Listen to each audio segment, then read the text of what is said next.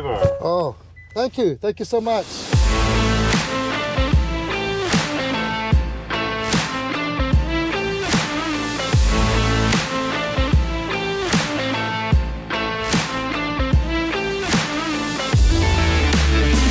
Okay, this is gonna be a good one. We've traveled all the way here to beautiful Seoul, South Korea to drive what's possibly the hottest hatch on the entire planet. And also we're kind of driving the future of enthusiast cars.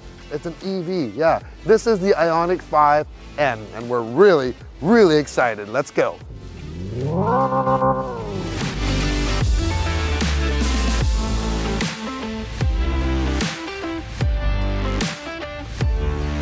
Why am I so excited about this brand new performance N brand EV from Hyundai? Because some of you may know, we own an IONIQ 5. Absolutely love it. Make sure to check out those videos that we've done on it. But this is a whole different animal. And before people say, hey, all it is the same vehicle that I have, but they've just put more power, 100% untrue. There is so much going on here. Let's go over some of the differences compared to the IONIQ 5. Right off the bat, I wasn't sure about this. This here is kind of a flow through for air circulation because this thing needs a whole bunch more cooling. And I was kind of gonna think, I'm gonna miss that light up brow that we have on our IONIQ 5. But after seeing this, it really suits the vehicle, especially with that signature orange on here for a little bit of accent. Also, you have the orange accent on this lower spoiler area. That's different as well. Now, talking about cooling, this here thermal management is a big thing on a performance EV. So they've changed to larger radiators. They're not actually stacked behind each other now. They're vertical. All right, under the hood though, here's a big difference. There is just an end cover here. It doesn't open up. There is no frunk here compared to the regular IONIQ, and that's because you have, you know, bigger radiators, more cooling, just a lot more going on here. It's not a big deal. We never used it anyways. So yeah, anyways, we'll close that up. Yeah, what do you think of this so far? I think it looks pretty good. Size-wise, we're a little bit longer. That's mainly due to the bodywork. The wheelbase is the same. We're 20 millimeters lower, which is great for performance. And also the width, we're about 50 millimeters wider because we have to house these big 275 Pirelli P0 tires mounted on 21-inch forged wheels. These are lighter actually for the size compared to the regular 20-inch that you get on the Ultimate or the Limited. And you'll see here, they actually have these inserts on them to get better aerodynamics. You know, every little bit helps when you're dealing with a lot of horsepower and you want to eke out all those electrons. Behind there, 400 millimeter rotors. So big, big brakes with big orange end calipers. You gotta love that. Coming down the side, some of you were asking, how about the door handles? They are the same door handles as you get on the regular IONIQ for sure. I like the accent colors. First of all, the colors here are so cool. I love the orange, you get the performance blue. They have this kind of a gold silverish, which I've never seen before, and I think that happens to be my favorite color. White looks pretty smart, hard to shoot though, because it's so bright, but hey, I'm not gonna be picky, right? Coming back down here, you'll see more flares to house those wheels, and once again, functional vents that go through. The orange accent with the N. You know what I like about the look of this is I don't think it's overdone. You know, but when you see one of these driving slow, parked, fast, you know it is definitely something special. Let's have a look at the back. So I hear on some of the newer IONIQ 5s, they've changed the button for the charge port release. On ours, it's really hard to press it. It's really hard to press. Now it's quite simple. You can actually hear a click. So they've changed that button. Otherwise, the charge port is the same.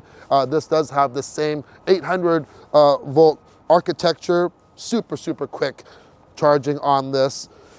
There we go. Voila. What is this? This is a rear wiper. And before everyone says, hey, don't be such a wuss, you don't really need a rear wiper, or you don't need to see out the back window, I say, guess what? You don't live where half the year the roads are wet, and it's not that you want to actually wipe the water off, it's to wipe the dirt off, because this sprays right up. And anyways, I'm not going to go into it any longer. I love the rear wiper. Some may not like the look of it, but it's good. Check out, you have this roof spoiler with the integrated rear camera here for the rear view mirror. Also love the third brake light here. The same parametric pixel design as the regular IONIQ 5. This is different here. Also, this complete bottom valence here, very aggressive, chunky looking. The back end is really the more business-like end of this vehicle. When you see it, you're like, okay, yeah, it's chunky, it's wide with those flares. It is hot. Open up the back, you do have the smart trunk. We don't have that activated right now. Standard power liftgate. In the back, you'll find the same room that you get on the regular IONIQ 5. Pretty well, you know, there's no compromise for room, and that's awesome because we love the room of the IONIQ 5. So, shall we have a look inside? Let's go. The interior of the 5N is similar in respect to the outside because, you know what, it has a lot of familiar parts to it from the regular IONIQ 5, yet there are some very special touch points and a lot of performance goodies on here. Let's start with what we're sitting in, and these are some nice N bucket seats. They have a kind of a leatherette with a suede insert. You have a light up N badge in behind you and a little bit of venting right there. Very, very supportive compared to the regular IONIQ 5, which are almost like sitting on like bench seats, really. And these are heated. They are also ventilated. However, they do not have any power. So we have manual adjustments and, you know, pump it up and bring it down. All of those things, I don't have an issue with that. I do miss that the easy exit and entry that you get with powered sliding seats, and this does not have them. So, you know, there's got to be a little bit of compromise. Also, another thing that this does not have, it's not available with the big, huge glass roof, which we have on ours. No big deal for me, but maybe for rear passengers. Up front, this is some business here with this suede wrapped steering wheel.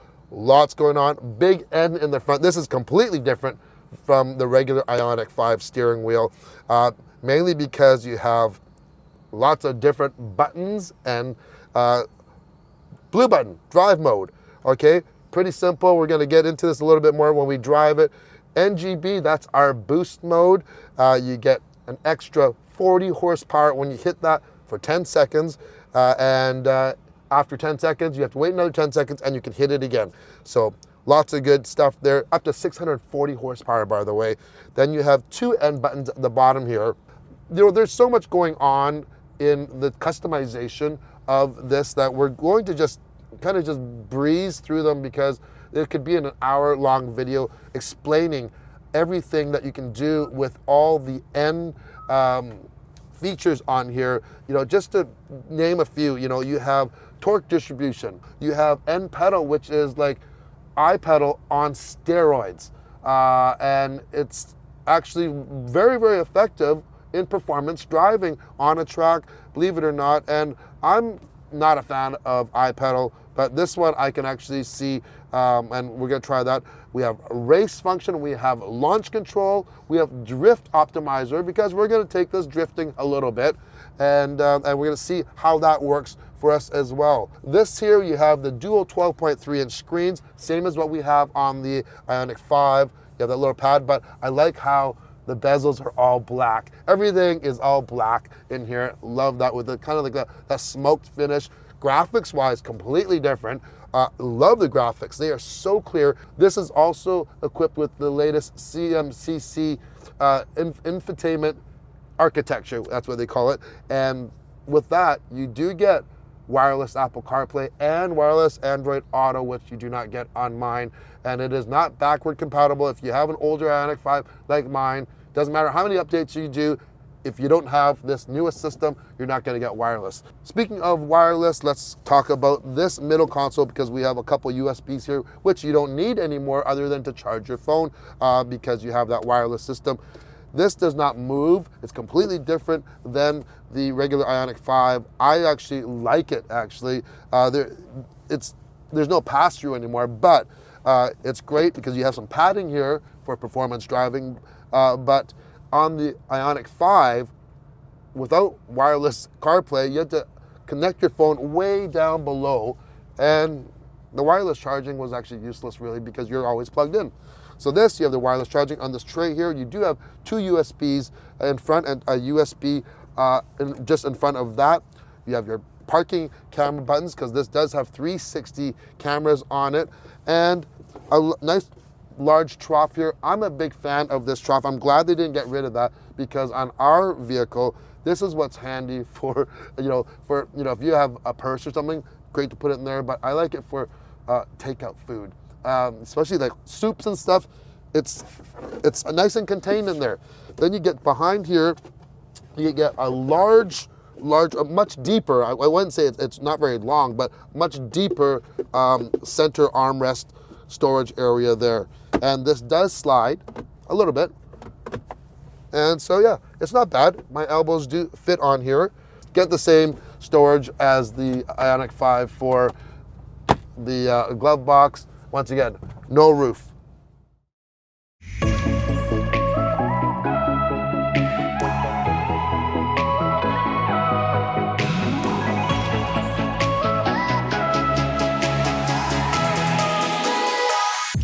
All right, first test of this IONIQ 5, and I've got to tell you, I'm just so excited about this. But we got to start on the street, because most of the driving you're gonna do with your N is gonna be on the street, and hopefully you get a chance to take it on the track, which we are going to do and share that with you as well. But what's it like on the street? Well, it's quiet, as an EV should be. It's comfortable. These buckets are a huge difference between, compared to our regular IONIQ 5. Very, very supportive. Now we're going through some nice twisty roads here in South Korea. We're in South Korea right now. We have the China Sea over there, and you know what?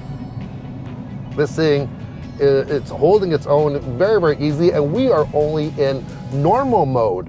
Okay, so we're gonna switch modes in a second, but it's a great way to actually see what it's like here. Now, if I switch modes here, I'm gonna go into, we got Eco, Normal, and Sport.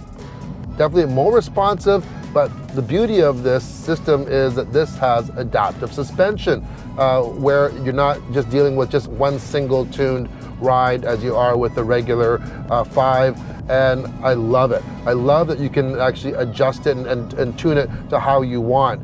And there's so much adjustability in here, as I mentioned. We are not going to use the boost mode on the street. We'll have a chance to use that when we have like a whole big, huge track to do that with. Now we're gonna go over these speed bumps. I can feel right now how stiff this chassis is. But if we go back into normal, I know there's a couple of other speed bumps coming up here. So this is a very, very good comparison. Here we go.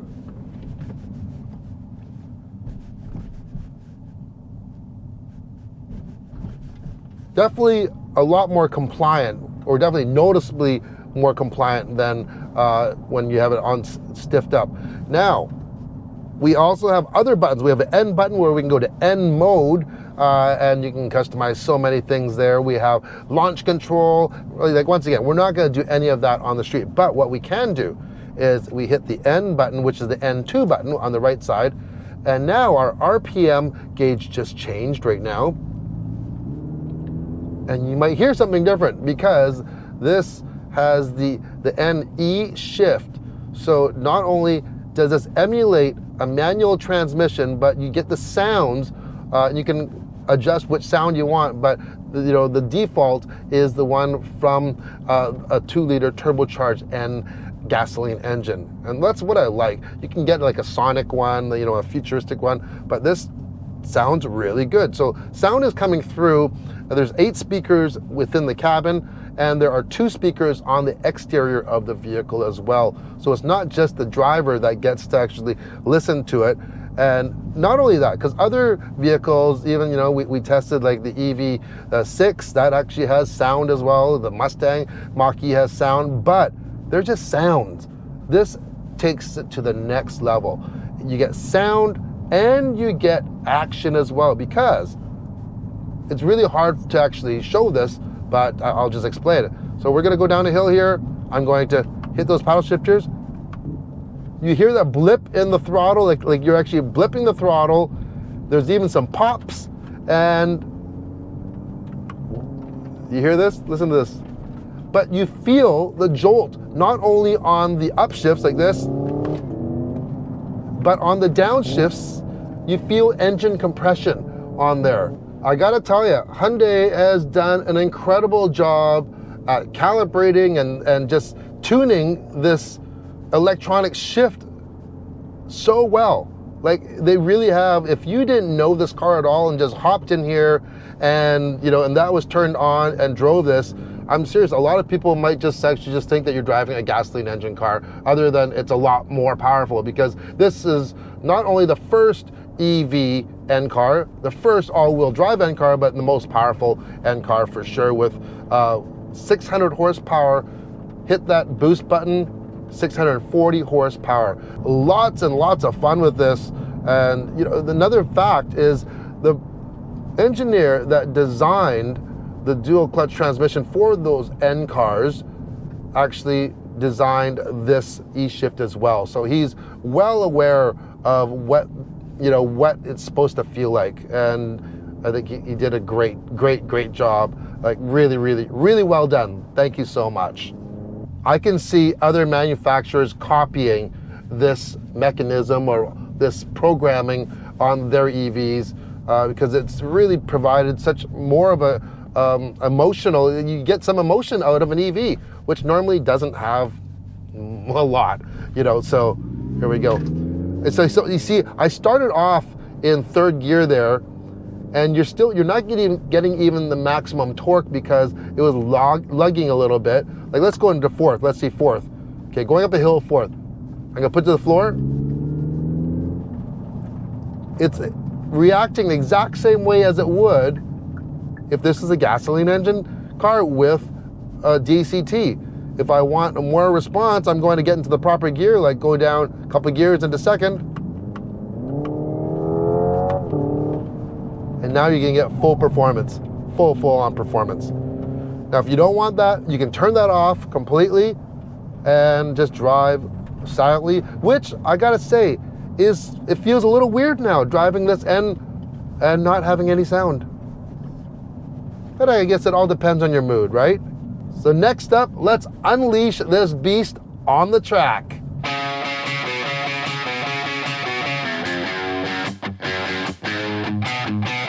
Once we got the IONIQ 5N off the street, it was even more apparent how different the N is with our own IONIQ 5, which we've driven over 20,000 kilometers on, so we know it pretty well. It's not just the fact that it has double the horsepower. The chassis is so much more stiff with extra bracing, more weld points, even more adhesives being used. Everything on the IONIQ 5 has been touched for the N. Here's just a little on the N from Albert Biermann himself. Make sure you subscribe to watch the full interview on Everyday Reviews. Because it's all new terrain. There's no EV out there for track driving at this point, but we were lucky because the IONIQ 5 base model of the eGMP platform is a wonderful starting point. 800 volt electric architecture, silicon carbide inverter, high-speed motors.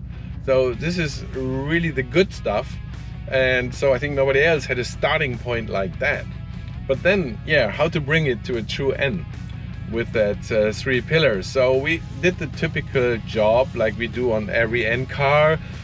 Chassis stiffening up, shock absorbers, roll bar springs, kinematics change, elastic kinematics, all on precision, all on feedback, steering more direct, more authentic feedback from the wheels, the typical N procedure.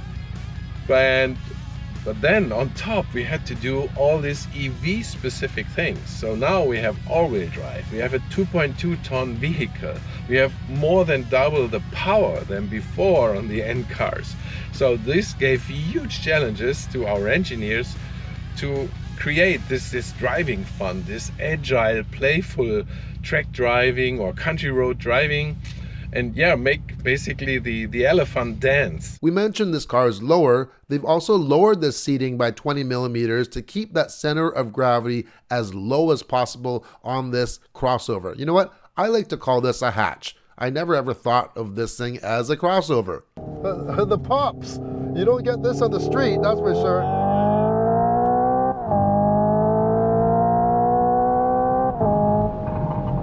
Wow.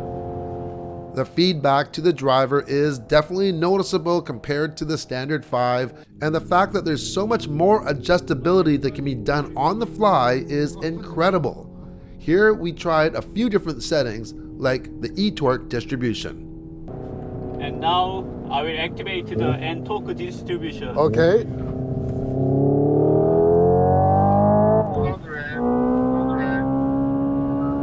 Now near 100%. 100% rear now. Yeah. And the sound has changed though. Because I turn off the any shift. Oh, okay. So no any shift now. Yeah. Whoa, yeah.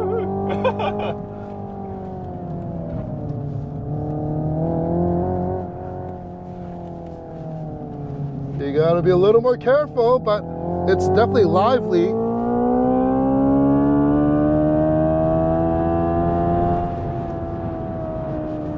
Definitely much more active. Oh yeah, but the turn-in's very good when you lift though. Now you can even get more turn-in if you use the N pedal. And I'll change the 50-50. Okay. Just the touch of the button, we've went from 100% rear bias, now we're 50-50.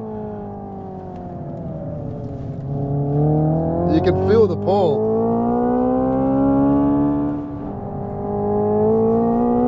Oh yeah. And now I will activate the N pedal. Okay, N pedal, what level? Level 1. Level 1 N pedal, okay. Yeah. All right. So If that's... you want to level up, then press the left shift pedal. Left. Okay, yeah.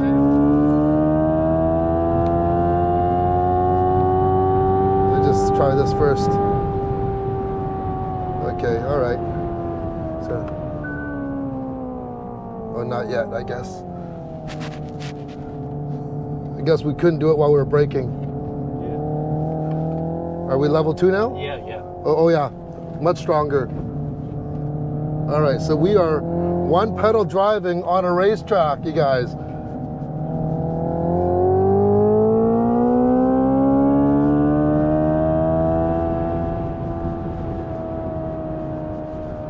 Yeah, sometimes you might have to use a little brake, but I don't know, maybe not.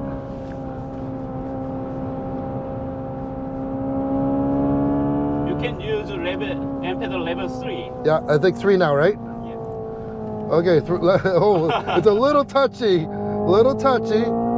gotta get used to it. Just maybe lift off a little less. Oh, you still got to use brakes sometimes.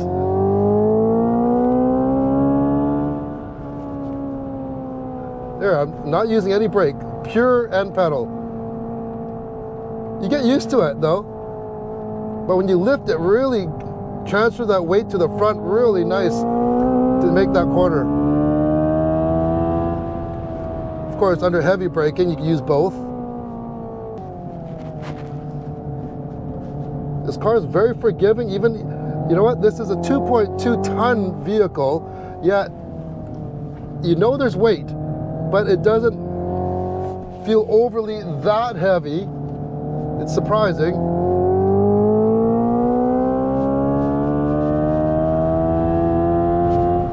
And the torque has not changed in power from the beginning. Right there, I'm not sure if you can feel it, but when I just lift a little bit, you get all that momentum in the front from that regen braking, and it really, really does help in the turn-in so well. You get a lot of confidence driving this car. Like a lot. Not only does the sound enhance the driving experience, but with the shifting jolts, it really takes this EV into another dimension, even though that dimension is back into the gas engine gearbox era. Downshift at braking points, climb through the gears on the straights, the blips of the throttle, the pops and the gurgles, it just adds so much to this EV. It really makes sense, especially on the track, and I have to applaud Hyundai again for what they've achieved. Some may call it a gimmick, but after experiencing it, I can truthfully say that if I had a choice to use it or not, I would definitely use it. But it hits you so hard when you actually shift. It doesn't matter if it's faster or not. Without it, this is a lot more fun for sure. That is my very first EV track experience. It was very, very good. You are a good driver. Oh, thank you. Thank you so much. Thank you. As for drift mode, we had a little go at it. When activated, the 5N defers to a rear bias setup, but also uses the stability system to help control quick oversteers once a drift is initiated. Woo. With the regen braking, when you release, it's going to really commit that front end. And once you get that speed, and just release, oh. Also, by pulling in both paddles, it simulates pulling in a clutch or pressing a clutch. So when you release it, it's like dropping the clutch for that instant snap torque. Even with a wet track and drift mode on, it's still no easy feat with all that weight and torque. You really have to feather that throttle ever so carefully. With enough practice though, you can definitely master it. Other ends are high revving, light, nimble, enthusiast fun machines, and even though the 5N hits all the pillars of the N brand, which is corner rascal, everyday sports car, and track capable, the 5N just seems to have raised the N bar so much more. It's much higher tech with all that adjustability, has so much more power, more technology, it's faster, it's really a more serious N, and honestly at this time, there's nothing on the market like this. If you want to compare this to something like the Kia EV6 GT or a Model Y Performance, there really is no comparison when it comes to the driving experience. This is quick though, 0 to 60 is under 3.4 seconds. All right, check it out. We picked up a passenger here. Yeah, we're not in Korea anymore, and we're in a real silent ride. We're in our very own IONIQ 5. I just found that it would be fitting to wrap it all up in here. So, you know, the question is, do we trade our IONIQ 5 in for a 5N?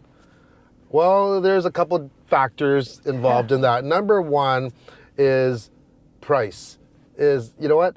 We don't have pricing yet. But I know it's not going to be inexpensive if you just base it on, you know, what the current top of the line IONIQ 5 goes for and some of the competition like that EV6 GT, which by the way, it's competition, but it's still no competition. Two different vehicles, even though they're built on the same platform. But I'm thinking maybe around 75, around there, 75 grand Canadian.